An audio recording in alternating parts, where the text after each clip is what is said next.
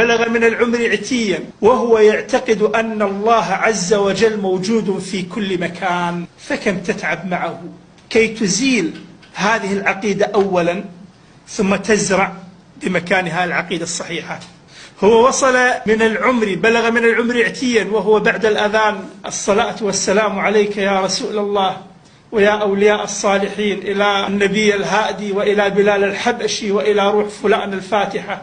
طيب هذا كيف تستطيع أن تقنعه أولا أن هذا الفعل خطأ ثم بعد ذلك تقنعه بالشيء الصحيح؟ هذا يسمى جهل مركب، وهو أصعب أنواع الجهل. بينما الجهل البسيط أمر هين، يابا ما هي المسألة الفلانية؟ يقول والله لا أدري. إذا ما دمت لا تدري فالأمر كذا وكذا وكذا، قبلها منك وشكرك على ذلك. لكن المركب هذا هو الذي يتعب معه العلماء وطلبة العلم لإزالته وإزاحته وتوجيهه الوجهة الصحيحة.